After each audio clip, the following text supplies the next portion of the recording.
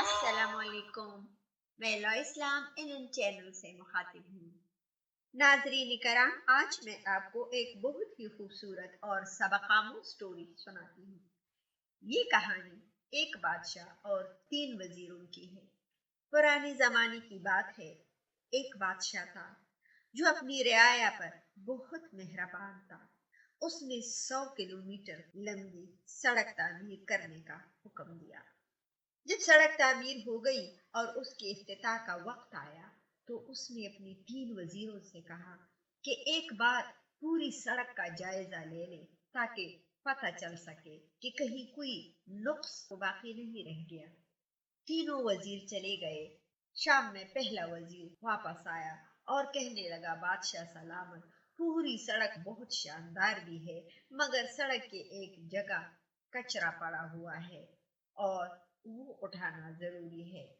वो अगर उठाई जाए तो सड़क की खूबसूरती को चार चांद लग जाएंगे।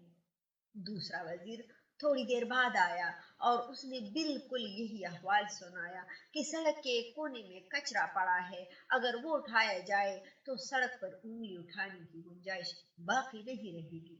तीसरा थोड़ा और देर से आया, बहुत थका हुआ नजर आया, उसके कपड़े पसीने से भरे हुए थे और उसके हाथ में एक थैला भी था।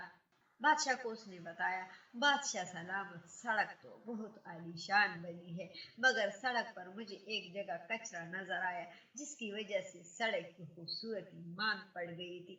मैंने उसको साफ कर दिया है। अब सड़क की खूबसूरती को चार चांद लग गए हैं।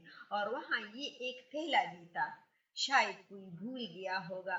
बादशाह ये सुनकर मुस्कुराया और कहा, ये कचरा मैंने रखवाया था और ये थैला भी मैंने रखा था और इस थैले में पैसे हैं जो तुम्हारा इनाम है। और फिर बादशाह ने बुलंद आवाज में कहा, दावे तो सब करते हैं और खामियां भी सब निकालते हैं, चाहते सब है कि सब कुछ अच्छा हो और अच्छा लगे, मगर अमल दरामद कोई नहीं करता। हम अगर चाहें कि हमारे माशरे में सब अच्छा हो तो हमें खुद को बदलना होगा और अपने माशरे को रोशन बनाने के लिए अपना भरपूर किरदार अदा करना होगा। बेशक अल्लाह ताला हम सब मुसलमानों को हिदायत दे कि इस पर अमल करें।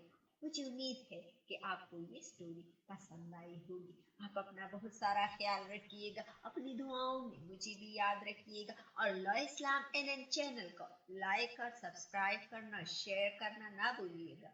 मामा।